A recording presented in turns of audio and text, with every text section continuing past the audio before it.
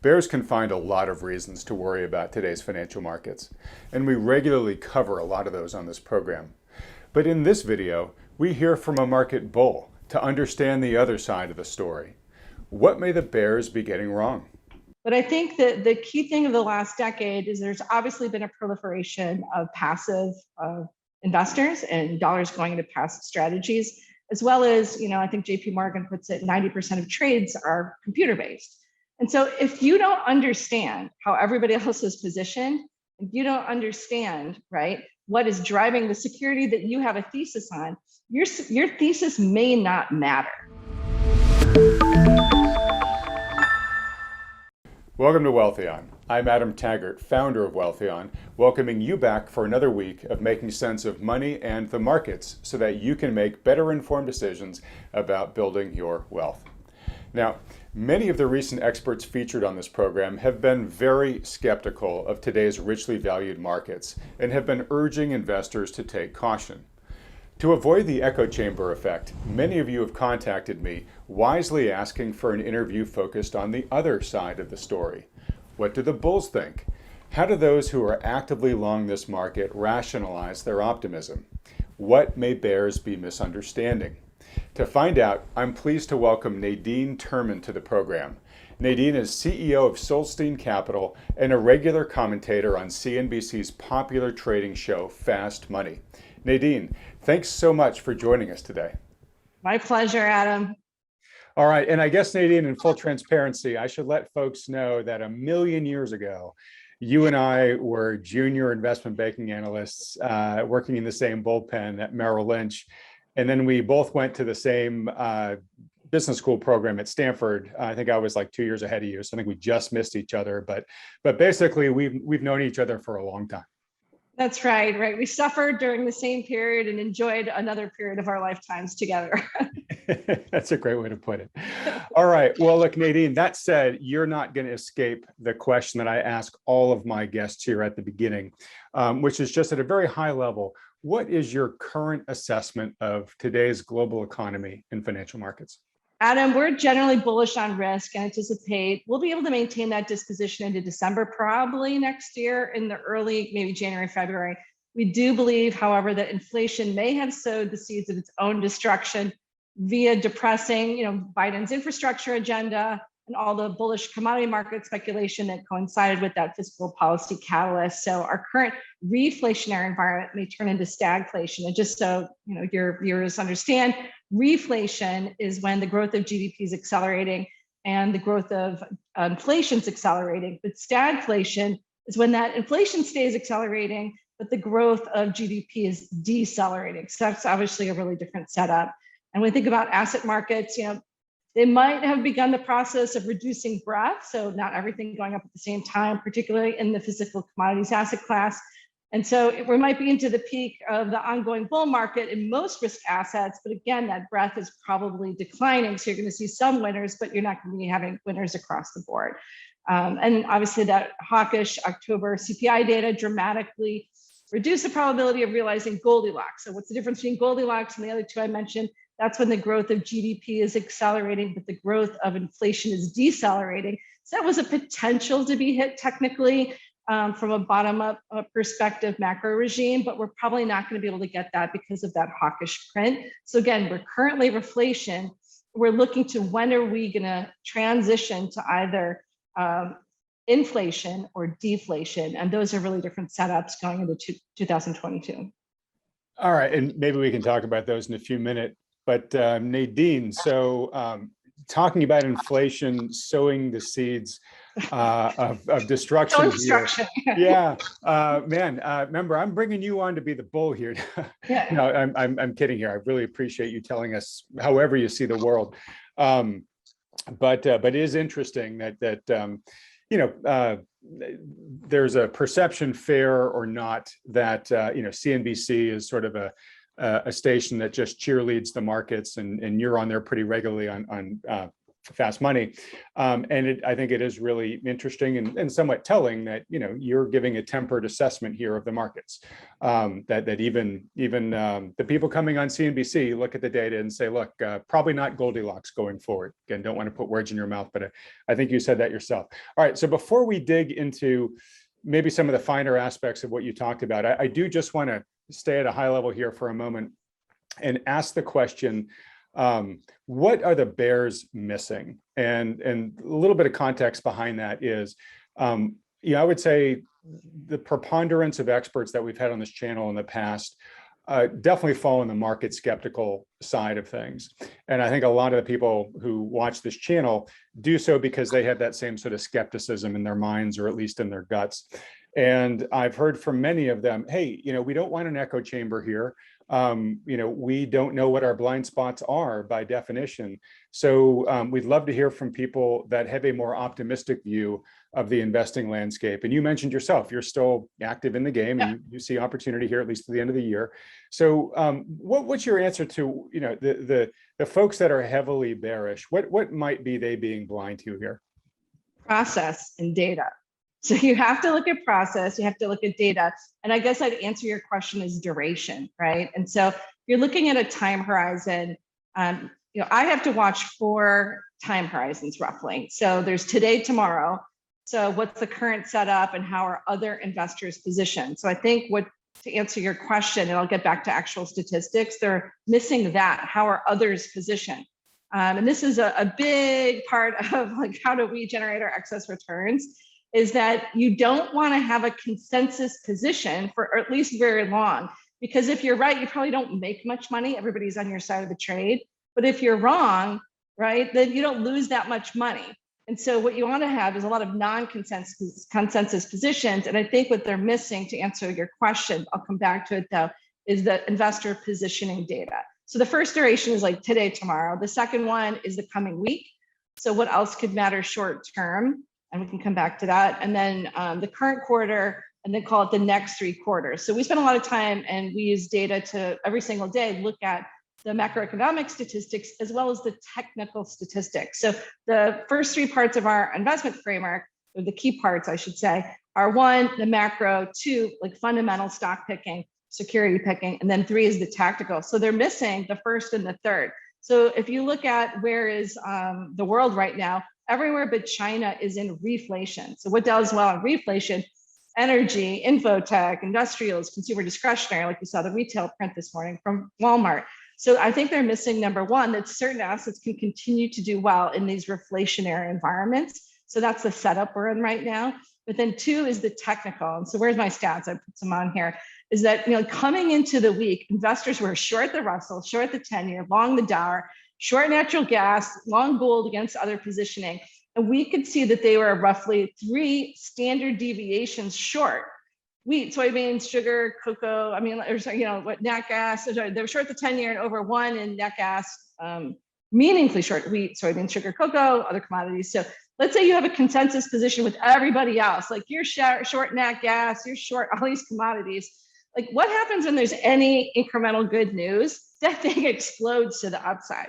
So I think what some people are missing is that you have to be looking at that data, and you get it once a week by the CFTC futures and options positioning data, but then you get it every single day by the market, as well as obviously the options market, to know where implied volatility versus realized volatility is, and some of the volume data, right? So you're looking at that, and you could say that coming new week, you knew that you could be long natural gas. You might not like natural gas, you might think the market's going to correct, but you could be long it because it was super asymmetrical, because everybody was on the opposite side of that trade and they were getting shorter. So that's like one thing. So there's the duration and the setup. And then if you look a few days out, investors are super hedged. So that was what is it today, like the first 2 days. The next is like the week, right? So looking a few days out, investors are very, very hedged going into the Friday's monthly OPEX catalyst. So what we saw earlier this year is like every single time that there was options expiration, things would go down. All risk assets would go down, liquidity was taken out, and then you'd see this rip afterwards. People repositioned, things rip. And so that didn't happen last time, so we'll have to see. But coming into this one, everyone's already hedged, so you don't have to hedge. So again, you might be saying, okay, the world, maybe I'm a little bit bearish, but everyone is already positioned short-term bearish. You see what you saw in the last couple of weeks is you might get a little down day, but it's not very, the magnitude's not big. It doesn't last very long because then everyone like scoops it back up. So, so that's the short duration, call it the 1 week duration. And then you go look at the intermediate term. And we start to see the slight improvement. You're seeing this rebound in the consumer spend. And so even though you might have gotten consumer sentiment negative, you have to say, well, what is the data actually telling me? It's telling me that people are spending and they're spending big. So again, that data dependency, having a process and knowing where everybody else is positioned is key. So that lets you know, because obviously when there's melt-ups, the last part is often very violent. So if you're absolutely return, you can say, okay, well, I'm willing to miss out because I don't know how to make a transition maybe I don't have a process. But let's say you do have a process, that's how you tell, why everyone else is positioned through all these different metrics that I mentioned and a few others. Can you stay in the party? Can you stay bullish on certain kind of risk assets? And that's what enabled us to stay in the market. Because like many people also, you might be listening, they might have to perform versus a benchmark for some of their clients, right? We have pensions that perform against a benchmark and family offices that have a set benchmark. So we have to care. We can't sit out for 6 months and just say, well, we're not sure when the transition is going to happen. Otherwise, you would have been, vastly underperforming. All right, that is great context. And if I can maybe just try to re-summarize a little bit for folks. Obviously, you said that the big things that you focus on and that people who are sort of actively in this market, especially on the institutional side, have to focus on is process, data, and duration. And you just walked us through a bunch of great examples on duration. It seems like the short-term duration stuff, when we're talking sort of days or a week or two, that's more sort of like trading, right? Where you're seeing where people are positioned, you're kind of reading the real-time data, and you're trying to take a short-term position that you hope is going to be right. That's probably not relevant to too many of the people watching this because they're just regular investors. They're not going to be glued to their screens the way that you are. But certainly understand that's how the game has to work on the institutional side. And then secondly, it sounded like you said kind of for longer duration investments or positions, you said the key is, coming up with a thesis that you see an imbalance, you see what you think is an opportunity, and really hanging in there for the repricing moment, right? Yeah. You mentioned that melt-ups when they happen, they're extreme and usually quick. I'm sure the same probably happens on downward repricings as well. So part of it is just, creating a thesis, sticking to it with conviction. I'm certain you must mean revisiting it from time to time just to make sure something hasn't changed in the math and you're holding on to a bad idea. But if not, it's staying in there until what you calculate is going to happen actually happens. So is all that correct, more or less? Yes and no. I think partially, but I think the key difference is that we were always known as the fundamental value investor. So that's part 2 of our process. We call it our quality value framework. That's security selection. That's when you have a thesis. It's, private equity like due diligence and decks and understanding what your value drivers are. But I think that the key thing of the last decade is there's obviously been a proliferation of passive investors and dollars going into passive strategies, as well as, I think JP Morgan puts it, 90% of trades are computer-based. And so if you don't understand how everybody else is positioned, if you don't understand, right, what is driving the security that you have a thesis on, your thesis may not matter because people might be trading that security or using that security for a different purpose. So we really segment that you want alignment in the 3 things. Is the macroeconomic, so is whether it's an asset class, a sector, or exposure, whatever it is, aligned with the macroeconomic data, so which is currently reflation everywhere but China, Brazil, but for most geographies around the world. So is it aligned with back testing of what does well there, or so that's number 1, and then 2, are your thesis drivers playing out? But then 3 is the technical statistics backing you up, because maybe you believe in a thesis, but your security is going down, right? So you better know, is it because it's macroeconomic drivers? Or maybe somebody are shorting that security because they're long something else. So you can't forget that technical, which is really not about trading. Again, it's about investor positioning. It's knowing how and why the security is moving the way it is. It's like, is it on fundamental stuff or is it not on fundamental stuff? And so even if we take an intermediate or long-term view, like your viewers do, and we do for most of our folks, that's what we're looking at. We're looking out and saying, how do we position the portfolio for next year? You cannot forget those current technical trading signals to understand what you own, because it's just not all about, it's not all about having a multiple or a price target or your thesis drivers, because someone else, like a big player, might be trading that security for other reasons. Got it. Got it. Okay. It's probably a horrible analogy, but it's like if you've determined that this path of the paths you could take is a safe path to walk down, that's your thesis. But you just got to keep your eyes out that in case a hungry grizzly bear just happens to walk across the path, that's your technical signal that says, hey, wait a minute, maybe I got to change course here for a second. Yeah. Or an army's using that same path to do the war to some other country that has nothing to do with you. Like your path is going somewhere happy and safe, but there's some other force that's using that same path for a completely different reason. So you have to understand those technical drivers to say, is it aligned with like how I expect this thing to be moving? Or if not, like what am I missing? And I think that's the key thing. It doesn't mean you're a short-term trader, but you're understanding that the securities movements are aligned with your expectations on how it should be moving. Okay, makes total sense, but you're making me think of this question, which is, how realistic is it to expect the average investor, somebody who doesn't watch, stocks day in, day out, all day long, to really have that level of understanding? I mean, so I'm curious to hear your answer to that. And maybe the follow-up question is just, does that really mean that everybody should be working with a professional advisor who does do this 24/7? But what do you think?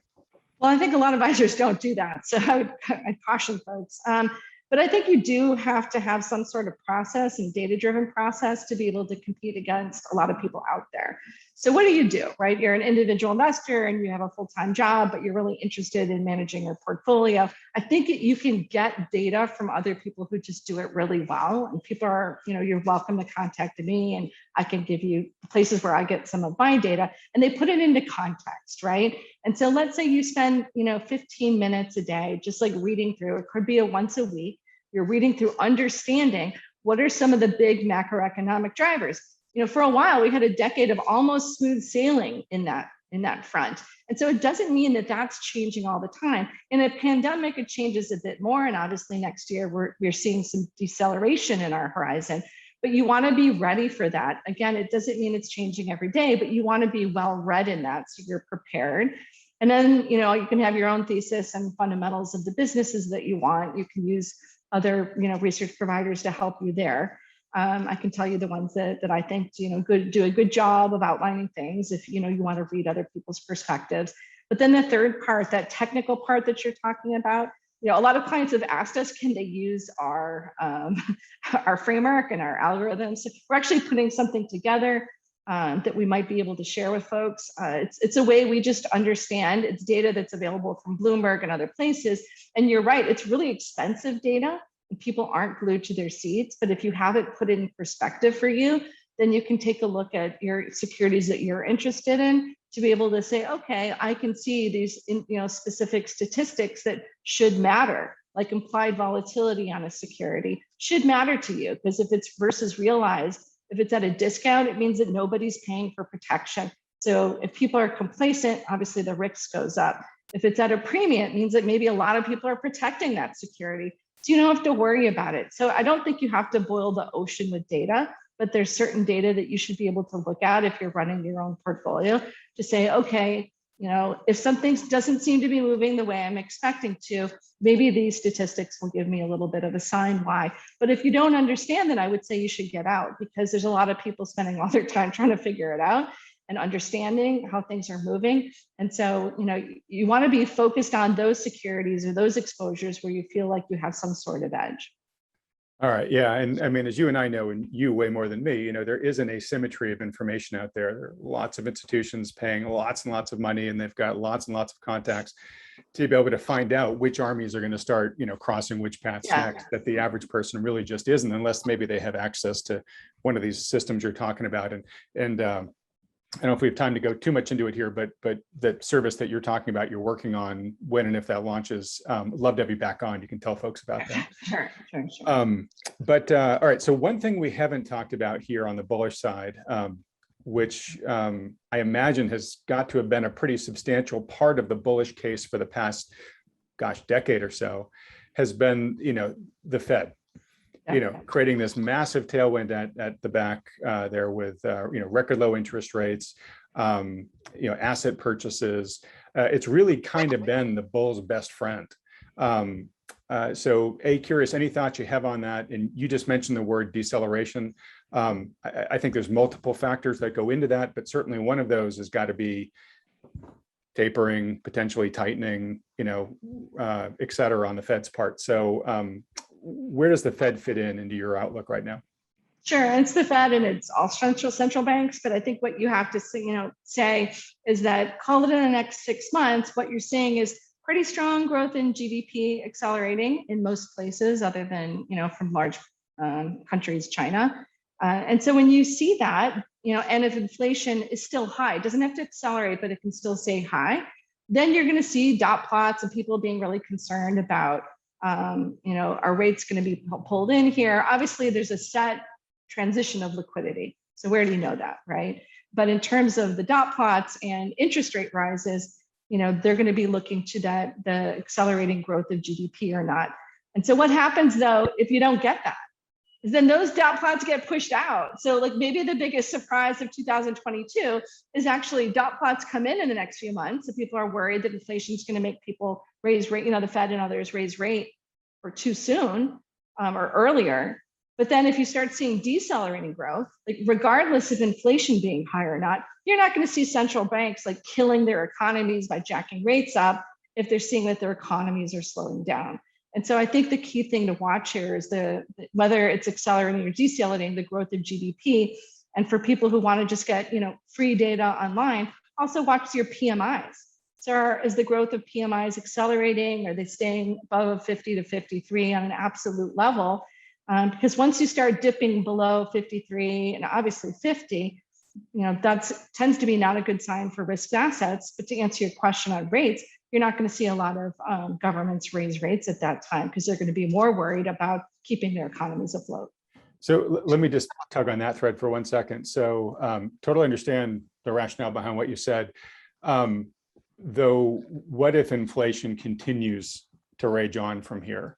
I guess my question is that's your stagflation. That's stagflation. But is there boxed in? Policy's boxed in. Yeah. Policy's boxed in because they can't raise the rates because they're going to go, oh, that's going to kill our economy. We know what that does. So that's when you have, so what does well there, right? So you kind of look to what assets do well in what we call, inflationary environment. That's when you switch back to, you can have more gold. You don't have energy. So we have a whole playbook around the world of what does well, what doesn't do well there. So you can go long or short certain things, but that's when you have to be much more careful. And then the trickiest part is, let's say you're going from inflation to deflation. So, inflation then starts to decelerate and GDP growth is decelerating. Then, most risk assets don't do well. And that's kind of what we're expecting probably by the end of next year, as you say. It'll be a little bit different than the first quarter of 2020, which we had actually expected to be decelerating anyways. So regardless of the pandemic, but that's when you go, long the treasuries, long the gold, you want to go long Japanese drugstores if you have to own something, and you're shorting oil and you're shorting tech, high beta, short leverage, you're shorting all those things, right? But, until that point, you can't be doing that now a year in advance. And so you have to play the game unless you can just sit there and cash all year to be able to say, well, what's the path from here to there? What's the timeline to that? So again, unless you have a process with certain data that you're looking to for the sign of when to make that transition, you don't do it on a day. It tends to be a little bit over time, but you're transitioning in that portfolio. So you want to obviously be doing that proactively. But I wouldn't be concerned about most governments making the mistake of having a decelerating economy and jacking up rates. It'll only be that actually the bond market investors pull that pull the dot plot forward in their mind, or if they don't see that dot plot come forward, that if you had this, rip roar back of the consumer, of an industrials, and that happened, So you could see this reflationary market, then followed by like a deflationary environment when none of that came to pass. So that's why, again, you have to be really data dependent. You can't say exactly it's going to be like that next year. That's why every morning, that's all I do from 6 to 6:30 in the morning is watching that data, say, okay, how have the probabilities changed? Where is this path for every single country around the world that we care about? And that puts into perspective for you the playbook that you have to have for your portfolio. All right. So I'm going to condense everything you just said there to be a bull today, which you can be, and you're telling us exactly how, Yep. but you got to be vigilant and you got to be nimble, is what I'm Yep. hearing you say. Yeah, we call it tactical, like data driven and tactically. If you're watching it and then being ready to make that transition. All right. So let's roll up our sleeves here for a minute and let's really get into your outlook and where you see opportunity right now. So you just gave us a couple of different potential trend trajectories, but for how you're positioning right now, what are the sectors? What are the trends? What are the specific companies perhaps that you see greatest opportunity in right now? So in terms of asset classes, obviously it means equities. If you're in a reflationary environment, equities do better than bonds because rates are rising and bonds and bond-like securities don't do well. So within there, you're looking for exposure. So, your energy exposures do well. Crypto does well. Infotech. So we're looking at sectors now: consumer discretionary, infotech, some materials, some industrials. You can own a lot. What doesn't tend to do well is bond-like stuff. So you could have been short staples, utilities. Could have been short in terms of geographies. The worst looking geography, because it was the first best one coming out of the pandemic, was China, and then it was the first worst one. But it'll be then the first one to bounce back after next year. So we'll call it middle end of next year. But that'd be the one geography that you could have been short, but we actually have taken a short off now because we're not sure on the timing of the rebound. I think it'll still be a little bit while from here, but it's pretty well covered that a lot of people have been short that. And then like one day, like one today, like what has that view plus the technicals? You could go long staples, even though it's bond-like, and short utilities, because actually utilities are overbought and staples are underbought. So that would have been a pair trade if you just wanted to trade it, but still keep that exposure of a bond-like security. So I don't want to own a bond, but if I had to own a bond, then I'd go long staples, short utilities, because one is overowned and one is underowned. The other thing I'd say right now is that investors really need to be aware that the breakdown in the 1 year realized volatility has catalyzed systematic buying that could persist. And so, as I told you, a lot of people are short the market, whether it's by options or shorts themselves. And so you do have to be careful when everyone is short stuff, even going into this options expiry and the like, that again, if you see any kind of dislocation, it may not persist for very long. So if you're betting that things are bad, you need to be careful that could have a more violent bounce up. On a day like today, Ethereum and other crypto were off a lot because of the news coming out of China, so you could have bought that. We sold our Playboy out of several accounts because it's up over 30% today. That's another thing. That's totally technical. When things are overbought, you might have a fundamental view that certain businesses are going to do really well over the next few years, but you're getting overpaid today. And so when you get overpaid, like our lesson learned is you have to take off exposure. So that'd be another good example today of, not looking at the fundamentals, but just looking at the technicals to say, someone's paying like double for my house than it's worth. I'm going to sell my house and I'm going to sit there for a little while and buy a different house, right? That's undervalued. Going forward, if you're taking a more intermediate term play, most people have really underowned the Eurozone. And if you look at the European data, the France headline CPI was 3.2%. It's been the highest since September 08. France had a solid number. Italy, and we're looking at Dutch consumer spending was strong. So we're looking at a lot of European data to say you could stay in that reflationary trade. So we have positions all over the Eurozone. And again, it's underowned. So European banks, another great example. So do you have to pick a European bank? No, you could actually go with a US ETF like the EUFN. That's European banks. So again, as an investor, you could have a thesis, but say, well, how do I play it with more liquidity? Call it with the currency that I understand, and that might be through a US ETF like the EUFN. So thinking of those reflationary plays in other places. Another one that Japan's been pretty much underowned, and that's been obviously volatile over the last year, But that'd be another one. You could do the EWJ, it's the Japanese ETF, that we think also has like more staying power from a macroeconomic standpoint and less owned than other geographies. So again, you can play it with sectors, you can play it with asset classes, you can play it with geographies. So lots of different ways to play that reflationary, and buy it on a day that's down. Don't buy it on a day where things have like ripped roared up. And we've seen that every single week. There's some kind of opportunity where you have this day where all of a sudden everybody's worried about inflation. Pick it up on that day. Just, you don't have to be doing a lot of statistics. Just you'll know that people most likely will buy that dip right now. That's when you pick it up. And I guess you can watch whether it's Fast Money or Twitter or whatever to find out when is this macroeconomic data transitioning to less bullish. But for right now, what we see for the next couple of months, that it should remain pretty solid. So you could probably keep playing those reflationary plays on those dips. All right. Wow. Thank you so much for dialing through all that. All right. So I've got a couple of questions from the Twitterverse, because I mentioned to folks that you were coming on here. A lot of folks were excited to be able to ask you some questions. I guess before I do, and I'm not trying to pull you over to the dark side, but looking at a lot of the user questions, I know folks would love to hear your thoughts on a few of these sort of macro questions that we talk a lot about on this channel normally.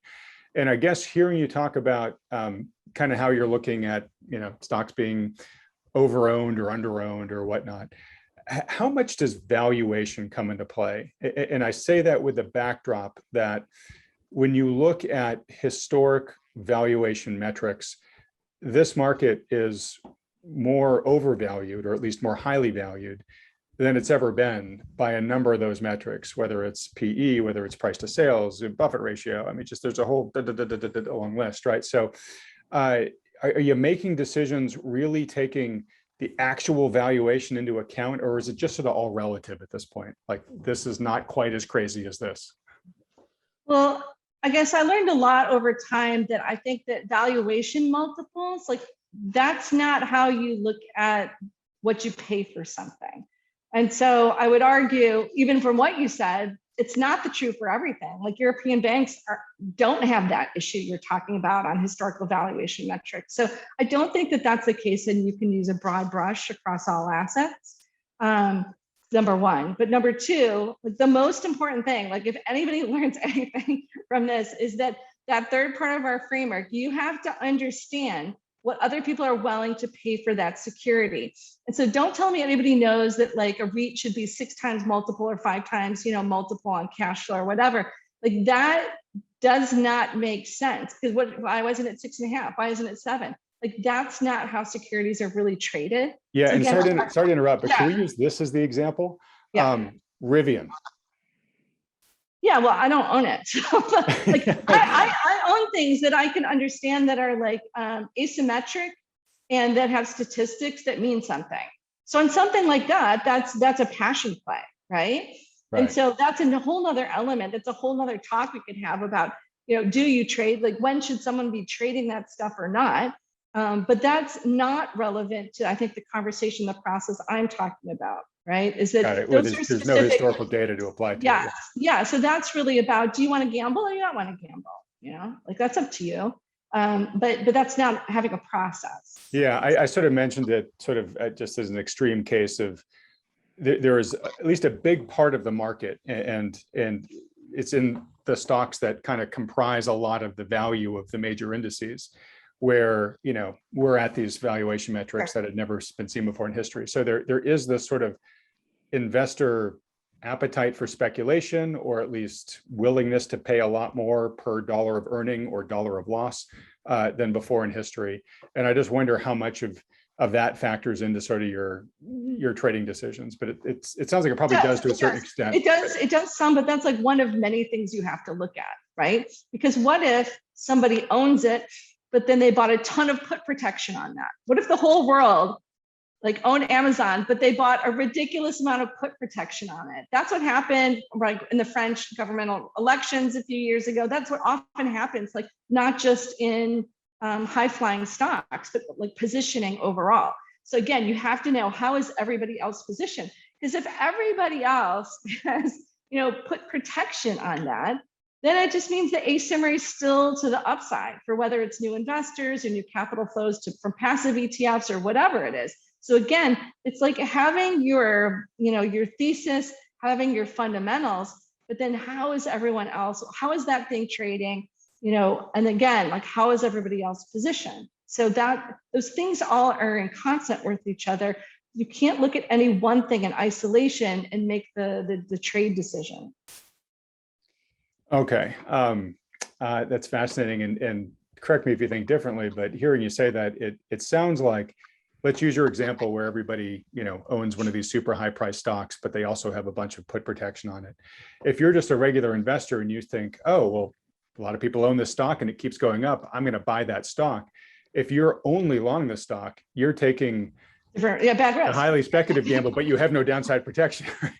That's true, but if everybody else does, then it kind of doesn't matter because the asymmetry is in your side. I'm not saying that's what's happening in a lot of that, but that's also, if you remember, what was like a year ago or whatever, when you saw that like melt up in tech stocks because everybody was buying calls, and then you have to understand what happens with the banks, and then they're buying the underlying, right? And so again, what's moving the security price, that you have to understand what's happening with it.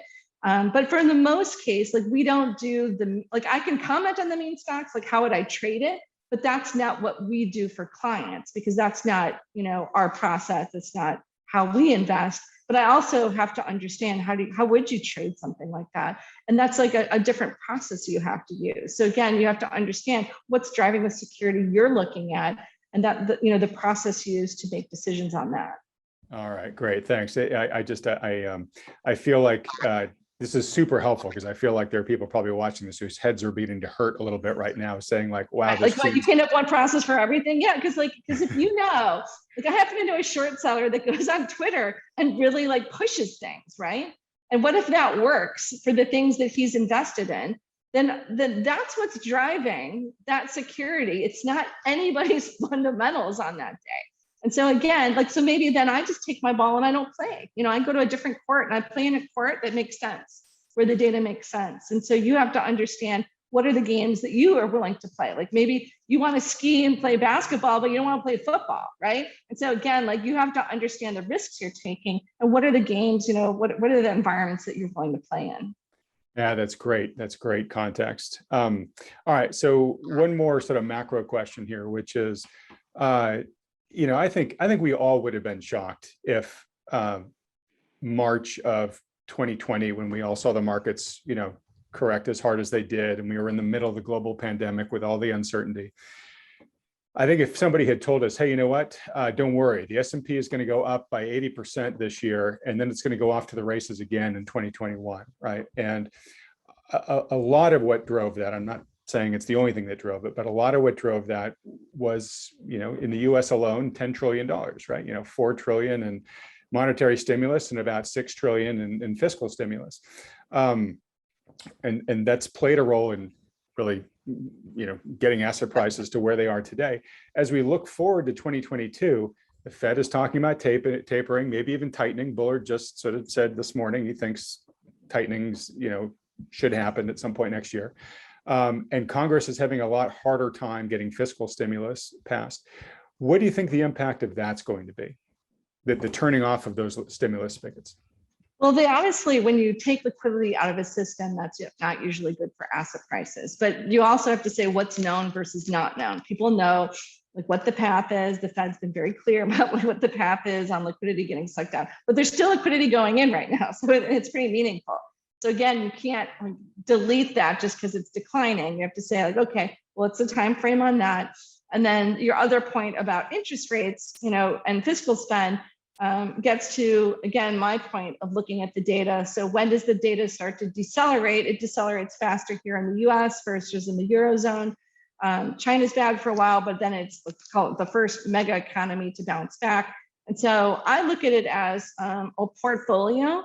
I think of it as popcorn popping. So I want idiosyncratic risk. So I want things moving at different times. And I need to be able to play this game to say, okay, maybe there's a portion of my portfolio then that I'm willing to be long certain things that everyone's been short, that has asymmetric risk to the upside with a macro forecast that's going to do better than everywhere else, right? And maybe that's, European banks, or maybe that's Chinese stocks, like, you kind of do your process and figure out what those things are. And I want those moving at different times. But then the other part you're saying is like, okay, I also need a position for US companies probably having higher costs, whether it's labor or input costs, other input costs, and a decelerating growth. And so therefore, maybe I'm going to be buying more of my favorite gold companies. Maybe I'm going to be buying, other businesses that have pricing power.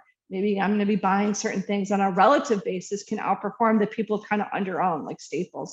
So you can make switches again, because what happened? So we made money not just in March of 2020, but in the first quarter of 2020. And it wasn't just because we got the pandemic right. We had written about the pandemic in our quarterly letter in January of that year. It was that you could see that the data was already going to be going down. But certain things do really well, like treasuries went up, as I said, Japanese drugstores, you had gold companies. So certain things then, people have to then take their dollar and put it somewhere first. So own the stuff right now that they're not owning, that they're short or hate, because that capital flow is good. That liquidity that the government sucked out, well, investors still have it and they're going to be putting it where you are. That's the first step of what happens. So you can own stuff that can do well. But then you have to have a process to say, okay, well, when is that overbought? We had an institution ask us, how did you know to buy gold? It was a Canadian gold company, and then sell it to buy a Canadian financial company. This is in 2020 in the depths. And then sell that back to buy the gold company back. And then obviously the currency and the geography exposure didn't matter in that case. And again, it's about positioning. No one owned gold going into 2020 because the world was on, going to be great forever. Then everyone owned the gold company, so that got overbought. We could see the macroeconomic forecast was not a V, it was going to be W or fits and starts. And so you could go into the banks for a while because everyone sold those in the sell-off. So those pop back up, but then they're overowned. So then you go back to the gold, right? Because the recovery is not going to be as great. So you rarely have to make that many switches in a year, but a pandemic is not a normal year. But that's the type of thing that we see for next year, is where you're seeing certain things that have been bad or under-owned will all of a sudden be owned. So you could be long those. But then everything that people own now that is consensus, then you need to start trimming that stuff off. You maybe even, so you don't have to short it today, but maybe, start trimming your gains and then be ready to short that kind of stuff or take a position against it. Because that's when you make money, to be able to be playing against over-owned things pre-transition, right? And so it's tougher for the everyday investor who has a day job, but you could take some big picture through ETF exposures for sectors or geographies and make that kind of call. You didn't have to know like which gold company. You could have just been long the GLD, right? And so again, I think the way that I would do it if I didn't do this, every hour, every day, is I would pick just big picture exposures, maybe not take the individual company risks, and say, okay, I can kind of look at countries and geography, and maybe a geography, like a region and or sectors or certain kind of, factor exposures, maybe play it that way. That would be an easier way to make transitions than have to say, well, when is Walmart going to start to decelerate, right? Is it Walmart going to be better than Target? That takes a lot more work, a lot more data than to know, should you be long retail or not long retail? Right. You can play the sector and not have to. Yeah, you could buy the XRT or short the XRT. You're either like long retail or short retail.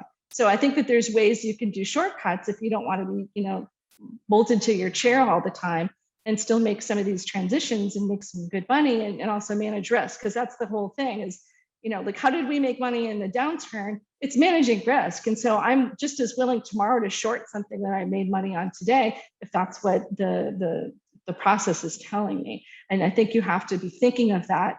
So you have this wonderful thesis on something, but if the data is starting to change, you have to be willing to at least trim or sell it, if not short the same thing. All right, great. What you're just sort of, I think, hitting home that, it's a challenging process that takes a lot of attention, focus, and you got to be in the game, right? You just can't take weeks off at a time.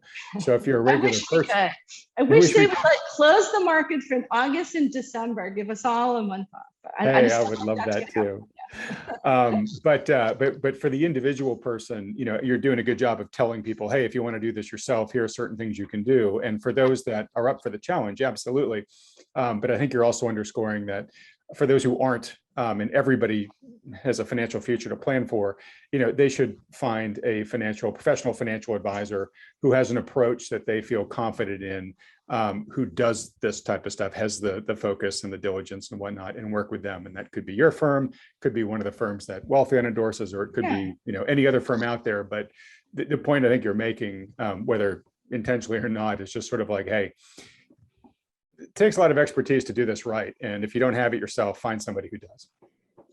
Right. Or what I call it is that, one thing I like to do with our clients is create a sandbox, right? Is like, let's say it's a portion of their wealth that they want to play with and manage and take different risk tolerances on. And so it doesn't mean it's just one or the other, right? Is that there can be different parts of your portfolio with different objectives.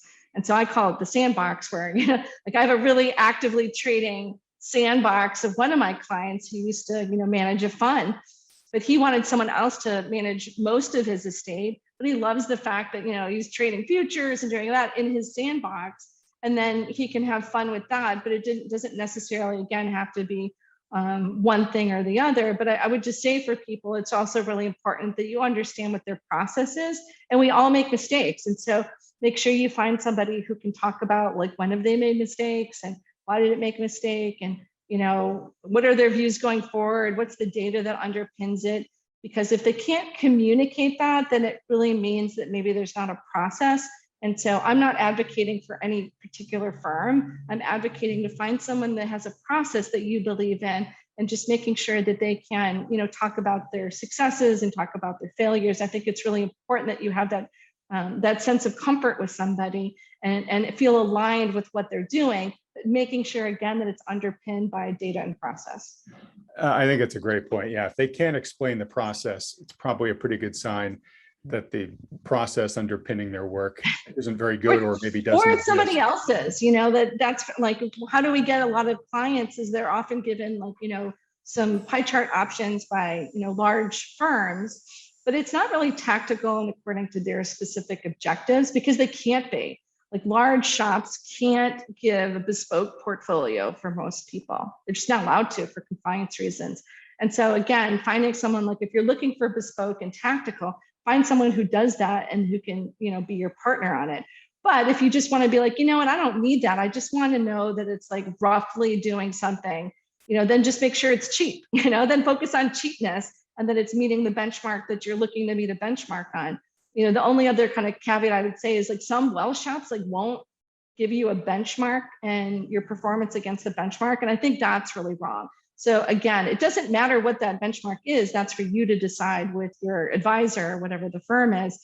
But making sure that you both understand what your objectives are, what your risk tolerance are, if there's liquidity needs, the planning. So and having a benchmark that reflects that. Because then you'll know, are you tracking month to month, quarter to quarter against that? And you can have the conversation why. Again, you don't kick them out after a month or 3 months, but just having the conversation to say, like, do they even understand why they did a lot better, a lot worse, or similar to, the benchmark that you guys have agreed upon. And again, it doesn't mean that is set in stone forever. We like to think of it as not a legal document. We like to think of it as, something that can be talked about and changed all the time. So it's a living document. So you might not have any liquidity needs today, but maybe somebody wants to fund a house for their kid in a year. So that can change. So finding someone who could manage through those types of changes as well with a process is very important. Great. All right. Well, thanks for that perspective. By the way, I love that sandbox idea. It's a great way to almost sort of, be an apprentice to your financial advisor as a mentor, if you want to learn, and take on more and more of this yourself over time, potentially. But it's also a great way just to, learn by the school of hard knocks with a minority or a portfolio, and let a professional sort of manage the rest. All right. There's a question that I've been dying to ask you here, because it's just such an interesting one. So mentioned earlier on that you are on CNBC. There's a sentiment out there, right or wrong, that a lot of the networks, not just CNBC, but a lot of the networks, they feel either pressure or they feel an alliance with either the administration or just, people that are sort of setting an agenda, want an agenda told. And one of the questions somebody asked on Twitter that they'd like me to ask you is being on a show like Fast Money and CNBC, And I know you're on others as well, or have been on others as well. Do you feel any sort of editorial constraints being placed on you? Like, are you told like, hey, you can't question that inflation's transitory, or you can't talk about the risk of a market correction, or is all that just bunk and you can talk about whatever you want to? So I can 100% tell you on Fast Money, it's not done that way. The only thing that's kind of not forced on you, but decided the day of the show is what are the topics that you're going to talk about. So, like sometimes we do shop it or drop it or trade it or fade it, things like that. And then they ask us, and you actually see there's usually somebody who's trading it and somebody who's fading it. So we're a pro and a con, right? And so there's no editor, like there's never been anybody who told me what to say. It's more like, this is what we're going to talk about on the show. And you give your own views, you give your own data. So it's 100% driven by, at least on that show, the traders themselves, and often they'll own, stuff, and it's all disclosed.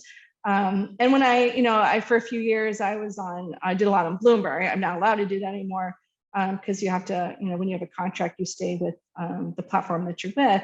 Again, it was never that. So you got to decide what is the lineup of things that you're going to talk about on a show. And so they might say, hey, somebody's reporting today. So can we talk about, Walmart and now Costco and Target, things like that, right? Like, can we talk about relevant topics of the day? But they've never said to say something in particular. The only time that, that there's ever been any sort of question of something is like, let's say I wanted to trade maybe an esoteric international security, and they might say, it's not really liquid for the everyday retail investor. Is there anything like that in the US, or is there anything, along those lines? So that's not telling you to pump up the market. That's just saying, hey, can we make it relative to the viewers? But again, like I don't know what goes behind the scenes of all the other shows on any network. But I do know on our show, and I've been on option actions now a few times and closing bell and things like that, is that it's never been that. It's all about what you believe. Okay, great. So you personally have not encountered any intentional censorship on the no, just esoteric names that they think that no one wants to hear about.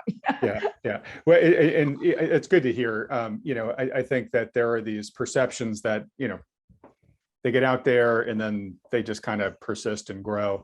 And sometimes it's really nice just to hear from the horse's mouth what really is going on. So at least it sounds like in your experience.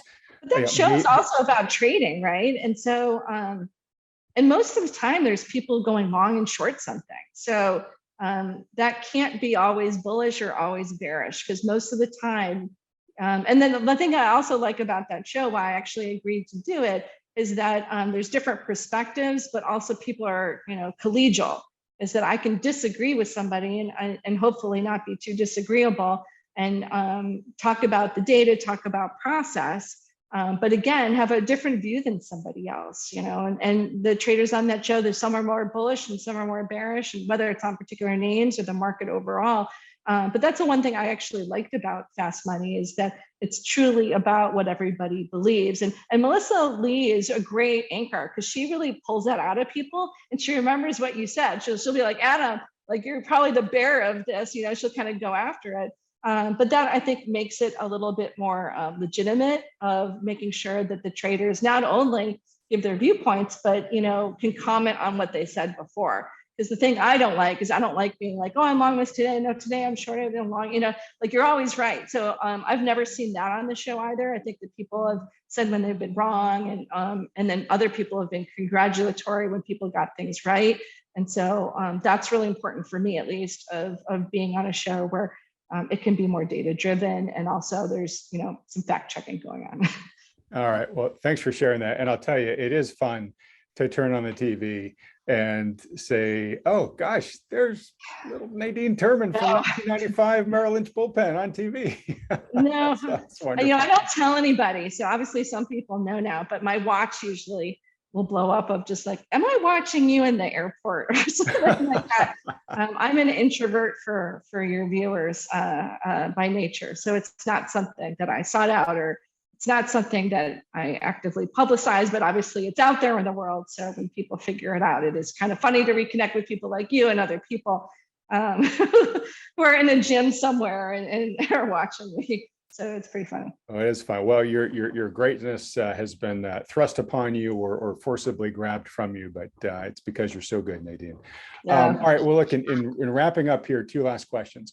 Do you have any advice just for today? You know, most of our viewers are what I would call prudent investors. They're people that want to build their wealth to create a secure financial future for their families, but they don't want to take excessive risk to do so. They are worried a bit about, the risk of a sizable market correction. I've had you on here to kind of give the side of the story of, hey, there's opportunity out there. You can actually, be invested in today's market. Is there any parting advice you'd give them that you haven't mentioned already? I know sometimes one of them's less expensive than another one, but if they're looking for macroeconomic data that's kind of packaged, 42 Macro run by Darius Dale has really great macroeconomic data, and so does Absolute Strategy Research. They're out of London. And so finding folks who have, a process and data, but then also analyze it and give good insights, I think can be really helpful because they're doing the work for you. And you're not having to buy that data and crunch all the numbers. So that first part of our framework, there's other people who can help you with that. And then the third part, the tactical, again, whether it's data that you can get or can find from other places, again, you can contact me. I can give you some thoughts on where to go for that. But I think, again, having a process and so leveraging other people who are doing pieces of that process is a really great way to do it. But then again, if you don't want to take the time or you don't want to pay for that data, then work with someone who does, because then they're going to leverage it across other clients. So that would be, I think, the recommendation. But that's also that first step. That macroeconomic data is going to help you make the big shifts, so you don't make the big mistakes. And I think that's important to do. And then you can spend your time with, let's say you like thinking about companies or exposures. Maybe you focus on what I call our step two is just, well, which tech company do you want to buy, or which gold company do you want to buy?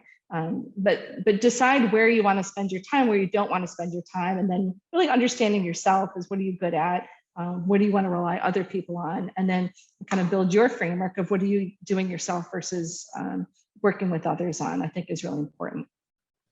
All right, great. And in terms of standing on the shoulders of others' expertise, for folks that have enjoyed meeting you through this interview and would like to follow you in your work, where should they go?